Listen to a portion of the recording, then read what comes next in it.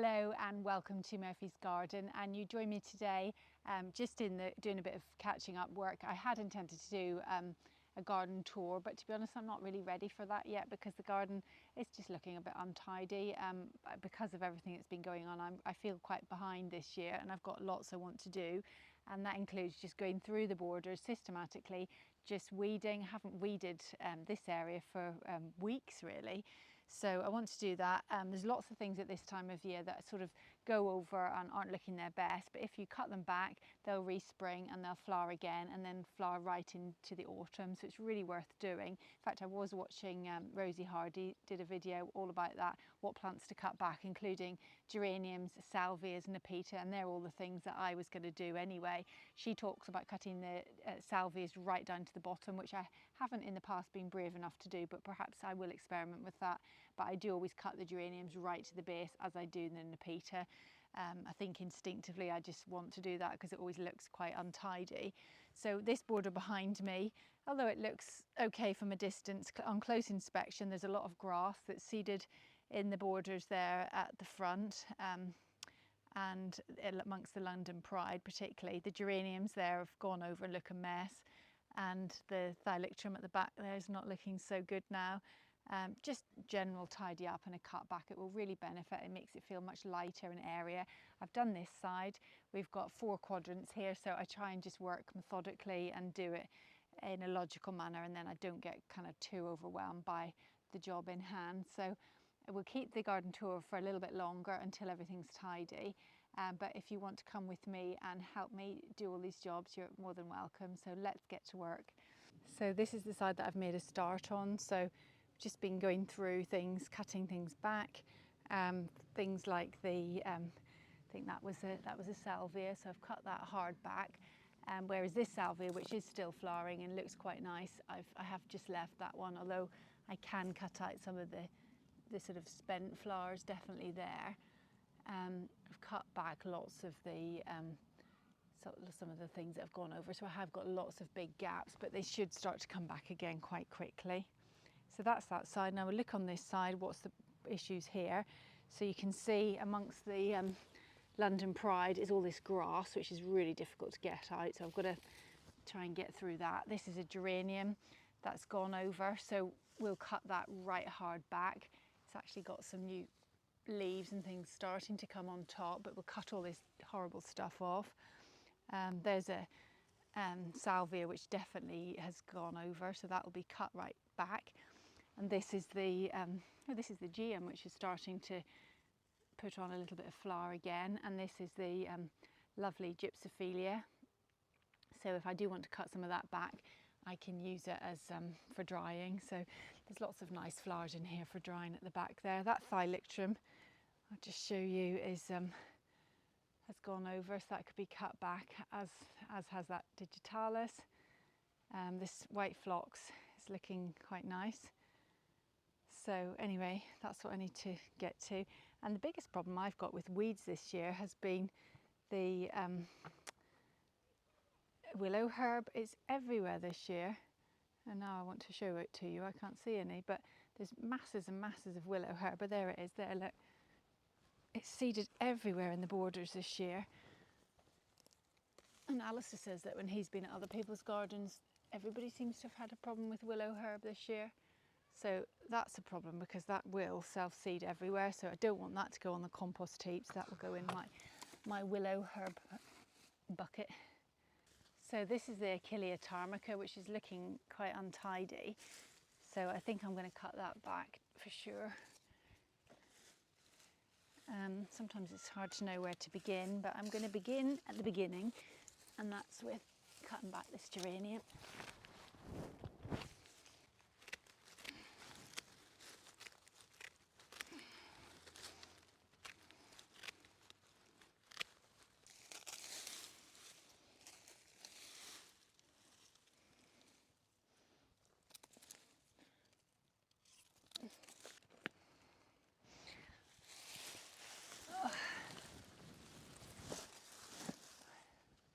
Behind this geranium is the some monkshood, I think that is. Is that monkshood?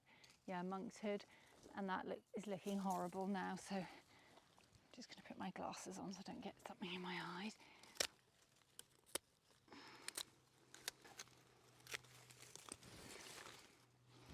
More geraniums.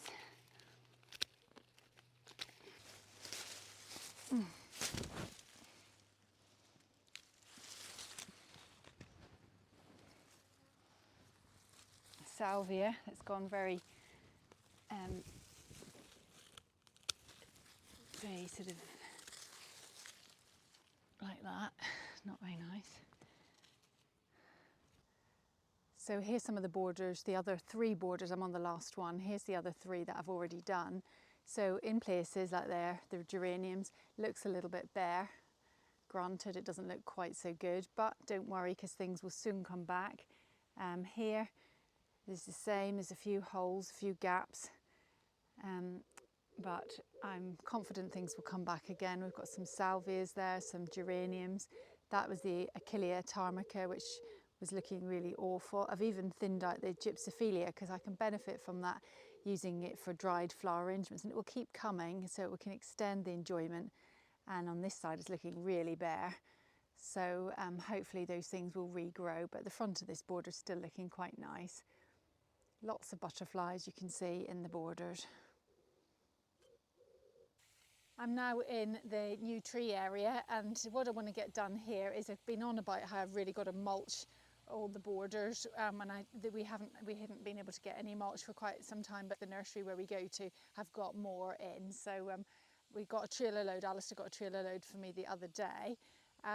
It's not an ideal time to mulch because you should really mulch after rain, but because the whole area isn't planted, all I'm doing is putting the hose and soaking each of the individual trees and plants really, really well. And to be honest, I'm not mulching up to the base of the plants anyway, so I'm just mulching the area of bare soil to try and suppress the weeds. It's not a big problem.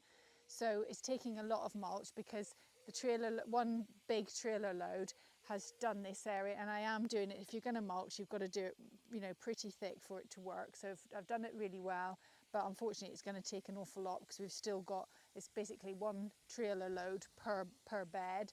So I've got a bit more to empty out. Alistair said he's going to go and get me some more. So all I'm doing is just going around weeding everything thoroughly, so I'm not mulching the weeds. I'm taking the weeds out and then mulching on top. So I'm going to focus my attention on this bed, and I'll just get the hose on. So that's what I'm going to do, and then we'll go and get the mulch.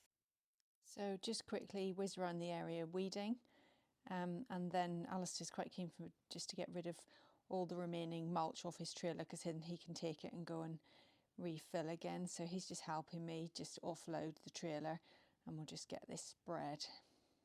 And as well as the video we did on how we went about choosing the trees for this area, I did do a video a couple of weeks back about all the shrubs that we've put in here, and a lot of the shrubs were ones that we bought specifically for Olivia's Tatton Flower Show garden, but it was always with the intention that we would then use them in this garden, in this part of the garden. So it's enjoyable watching these plants grow. I'm naturally quite an impatient person, but I think gardening has taught me patience and the enjoyment of watching things develop over time.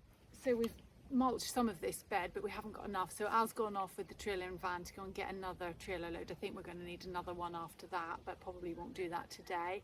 But while he's away, I'm just finishing off with the weeding. So I'm just going, I've done this bed, I've got to just work my way around all of the beds, and I'm also watering everything really thoroughly. And I just wanted to show you this because I think this has worked incredibly well. So when we planted all of these trees, which we did over the winter months and sort of into sort of early spring, I suppose, we put all these trees in, and if you're interested in how we came about choosing which trees to plant, these are all trees that are suitable for a small garden, then have a look at this video, which I'll put up on the screen. And then we did individual videos on each of the trees. So if you see a tree that you think you might like and you want to find out a little bit more about it, you can go and have a look at each of the individual tree planting videos. And this one, which I'm sitting next to, is the Heptacodium mycinoides. It's a beautiful tree, really lovely and not very well known. And I'm already delighted with it. And you can see it's starting to get these lovely flowers on it, and it's called 7 sunflower trees because it has these 7 flowers, and it's absolutely beautiful. So have a look at that video if you're interested. But what I wanted to show you today is this is the pipe. So we put a pipe in on all of the trees at the time of planting. We put a pipe down, and what that means is that when you're trying to keep the trees well hydrated throughout their first year, once they're established, you're usually okay. But the first year, it's really important, especially in dry weather, to keep them well watered. And that can sometimes be quite difficult because you put the hose on the top and sometimes the water doesn't really sink down, but rather it just sits on the top and it evaporates. So really it's important to get the water right down to the roots. So by putting the pipe in, you can literally just set the hose inside the pipe. I've got it on a fairly slowish setting, and it just sits in there. We leave it for sort of 15 minutes, even up to 20 minutes is really good. Give it a really good soak, even if you just do it like once every 2 weeks, something like that. But then you know that it's really well hydrated.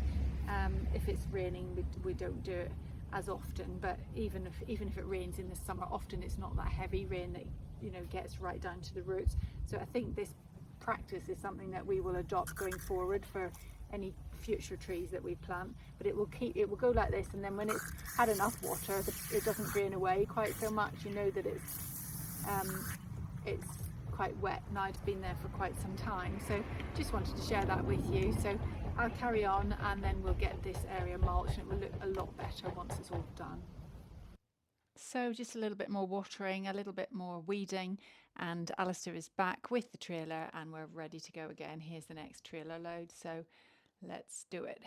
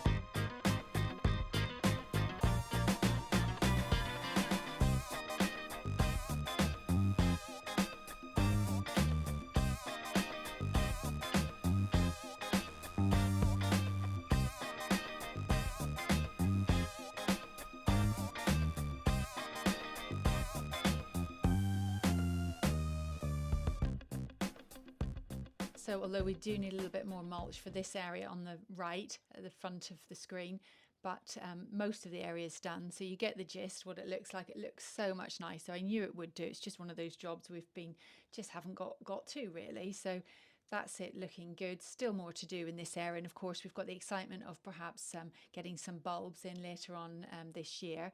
So sometimes we tend to think we haven't done very much, but just looking at this area just a year ago, it's only a year, how much we have done. So it's quite incredible really, and it's just amazing to see it, what it was like, and to see what it is like now. And it was really important to get the trees in sooner rather than later, because we want to enjoy them in our lifetime, so we can watch them grow while we do other things. So let's move on to the next area. We've got lots and lots of hedges to cut, and at this time of year it really is quite a lot of work, so we better make a start. So we're just onto the parterre area now. So it's a lovely evening. Alistair's just got all the hedging cut, the box and the yew, and my job is just to go around. I'm just tidying up, picking up all the leaf litter.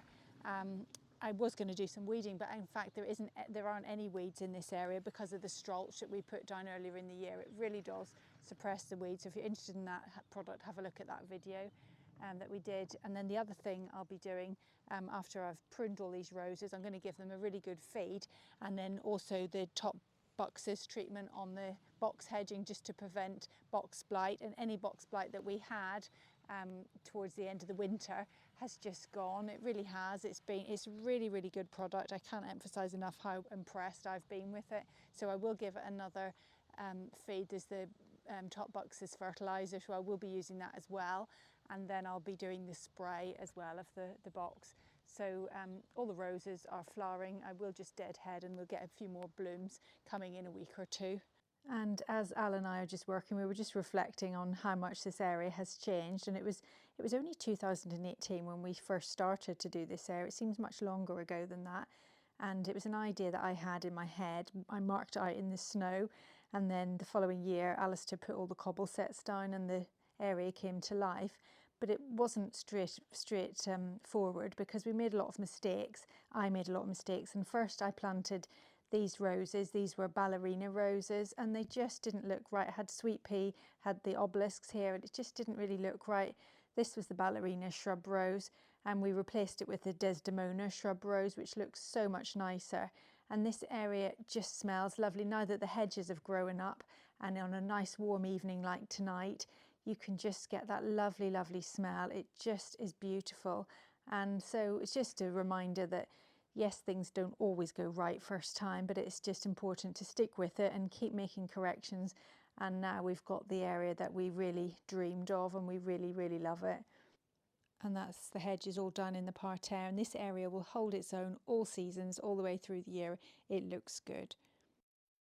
So it's the next day and we're moving on to the next job. It's a horrible day today. It's really windy, overcast and windy, and not like it was yesterday, which was lovely. But anyway, the parterre is done, and I think we're going out to the front now. We've got a bit more to do. We've got the box hedging along here, although because it's so windy, I think Alistair felt we might not do this today. We might try and do that tomorrow, because if we put tarp down, it will just get blown away. So we might go out to the front, because we're not working on gravel there, we're working on concrete, so it's easier to clear. I've got to cut all this Nepeta back. Made a start on the other side, but I've got to cut all this back, and this is what it looks like before. The yew hedge is getting better over time. We did do a lot of restorative work last year, taking out a lot of big long laterals, and it's starting to improve. It still has got a lot of holes in it, particularly up there, but it will improve. And then what we want to do here, we've left these bits at the top, because what we're going to do is put some balls on the top just to add a bit of interest, to make it look a bit nicer. So that's the plan there. But yeah, we've got all the box hedging to cut here. There's lots and lots of work to do. But yeah. And we're now at the front of our property, so there's a lot of work that we do want to eventually get to here. We're getting rid of all this horrible concrete, but this area underneath the windows of the house looks quite nice, so we'll just make a start. And I think this is a really satisfying job to watch. It just looks so lovely, just seeing the lovely structure and shape come out after it's been cut. And this hedge was the very first one that we ever planted, so it's probably, we've been in our house now for 15 years, so it's probably about 12, 13 years old, something like that, so it is really full and thick. But just this area that Alistair's coming to now, earlier in the year we had a little bit of blight and I was a bit worried about it, but following the top boxes treatment, that is completely gone. It's all growing out, it's looking really healthy and lovely. So I better go and do some work and help. So I'm going to begin by pruning back the roses. Although they are in flower, they're looking really unhealthy, and I noticed the other day that they are covered in caterpillars. I was concerned in case it was box tree caterpillar, but it isn't. It's a caterpillar that's just attacking the roses, and they're everywhere, and they've eaten all the leaves. I've never had this before with my roses, but they really don't look very good, so I'm going to be quite brutal. I'm going to cut all the roses back, and then I'm going to give them a really good feed. Give them a water and a feed and see whether they come back again, but they're just not looking very healthy, so I think it's worth doing. So after cutting, it's really important to treat the box, because this is the most vulnerable time after it's been cut. So I'm using the Top Boxes tablets.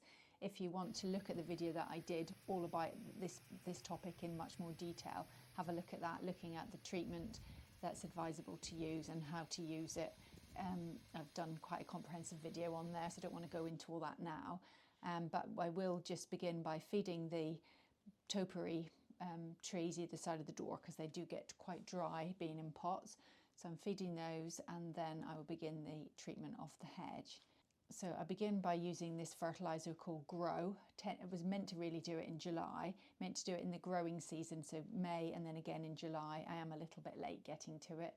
So I'm just going to put the little granules, so I just drop them in at the top and they make their way down to the bottom, and then I spray it with the top boxes.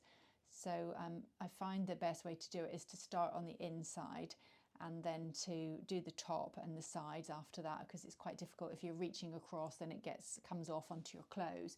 So I find that it's best to start on the inside, go all along the hedge, and then do the front and the top.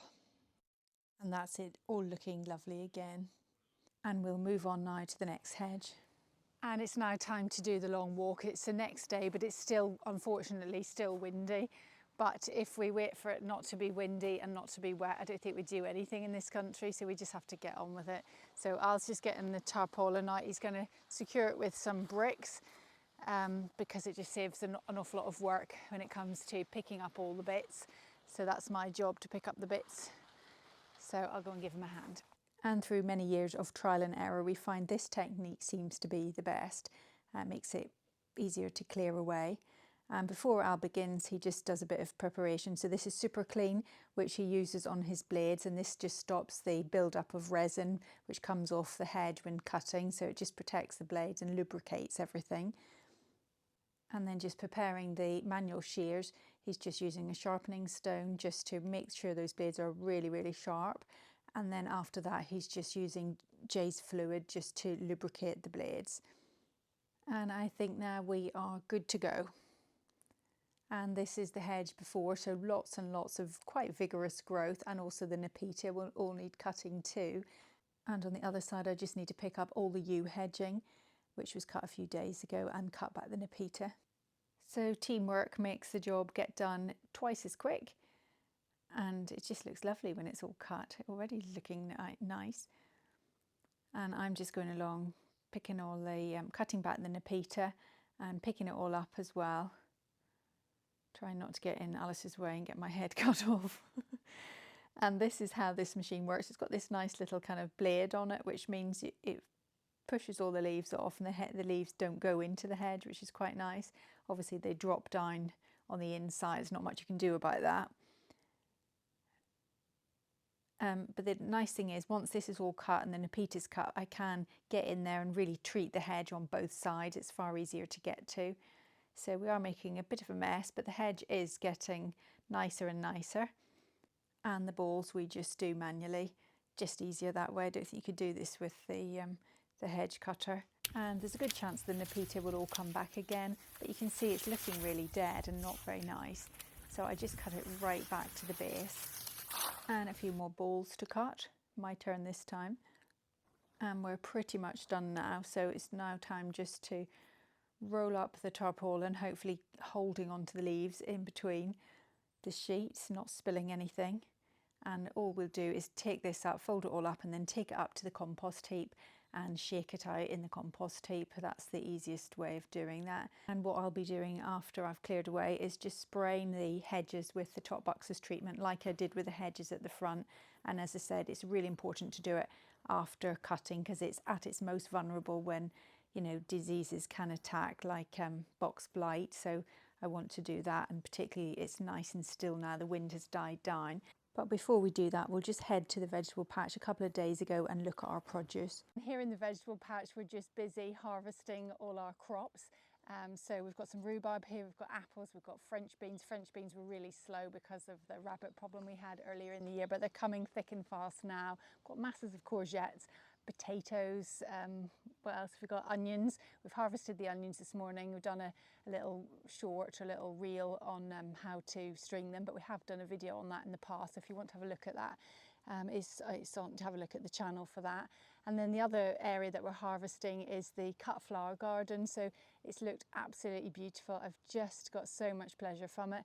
But it's time to harvest, because if I don't harvest, the flowers will go over, and you know, we will lose them, and they dry well, and I can use them in, you know, over the winter months for lots and lots of things. So we've got such a lot of flowers. This is all the limonium and all the different beautiful colours, pinks and peaches and things. So it's important just to pick them now, and haven't done this before, having a cut flower garden. So what I'll do is just get in there and do a proper weed, and then I can water it all again and perhaps feed it, and then see if we get another flush of flowers before the winter. Livy's in the background. She's just growing, putting in some winter crops, some spring cabbages and things like that. just because we had some land free where we harvested the broad beans and the onions. So that's just land that's sitting there doing nothing. So it's may as well maximise the growing space. So everything has done pretty well. Some things better than others, as is always the case every year. I think last year we had hopeless onions, but the onions have been good this year. But things like the tomatoes have been dreadful this year. I don't know quite why. I put it down to my neglect, particularly the ones in the greenhouse. Whilst I was growing all the flowers for the Tatton Flower Show, I definitely didn't look after them very well. So I put it down to a bit of neglect, but I know other people have said that they've had hopeless tomatoes as well this year. The ones outside just aren't ripening. They're doing okay, but they just don't seem to ripen. So, but other than that, every year there's swings and roundabouts. Some things are better than others. The apples, these apples have just been fantastic, really, really lovely. So yeah, everything's good here. So just doing a little bit of work, and then we'll hopefully enjoy the fruits of our labour again in a few weeks' time when things start to come back. So I take all these flowers inside just because I need them to dry somewhere. So I've hung them in the kitchen. It did promote conversation when people came in and saw them. Livia was very positive, but everyone else wasn't really, but it's only while they dry. So we're here now in what will be called the rill garden, because this big hole to my left is going to be a rill. We're going to have water up the middle. It's going to look lovely. We're going to focus our attentions on this area over the winter period that's coming up this year. And also we've got a summer house that we're going to be building at the end there. So it's going to look lovely, I hope. But part of this redesign of this area is we want to redesign these borders. They're just not working. They're just looking awful. I did a video earlier in the year in conjunction with Rosie Hardy. She's a real expert on perennials, and I asked her advice on what I should do, because the problem I had with these borders is that I had Camasias and alliums and lots of early flowering things that look lovely early on, but then it very quickly goes over and then it looks like this for the rest of the year, and it just doesn't look good. So she came back with some really good tips and tricks of what I need to do. So all of those ideas definitely want to implement. It was a bit late on to do it last year, so to do it this year. So I decided just to enjoy it one last time, which I did this spring. It looked magnificent. So the Camasias look stunning when they're out, but then they look horrible when they go over. So I know I've got to remove them, and I really am really keen to get on and do the work. I am going to remove this box hedging. I don't think it adds anything. Rosie thought the same. She's come back with some she was quite direct, which I really liked. So we're going to remove the box. We've got plenty of box, as you've seen, everywhere else in the garden. It's a lot to maintain, so I don't think it adds anything to this. If anything, it takes up valuable space, planting space. So that's going to come out. I'm going to take out anything that I want to keep, put it in the vegetable patch for now. Everything's got to come out, because the only way of getting the Camasia bulbs out is literally to go through it piecemeal with the tiller and till all the soil and try and find all the bulbs and get them all out, and then we're going to start again. And we've got a big advantage this year over last year in that we bought lots of plants and we grew on lots of plants for Olivia's Tatton Flower Show garden. So we've got quite a few lovely ones that are in the vegetable patch just waiting to be used.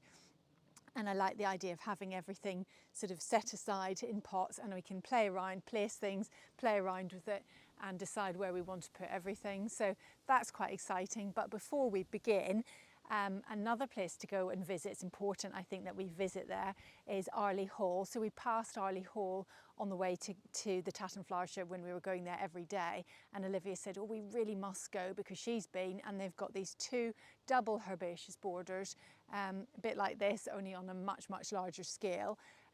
But you don't very often see two herbaceous borders facing each other, and I have lots of questions about, do you mirror the planting on both sides, because one gets more sun than the other? They're never quite the same. So I've got so many questions that I want to know how best to do things, what plants to use and things like that. So we thought the best place to go to get answers is Arley Hall, and Gordon, the head gardener, is going to have a chat with us, and so we'll pick his brains, get lots of tips and tricks from him and what he would recommend. So join us for that.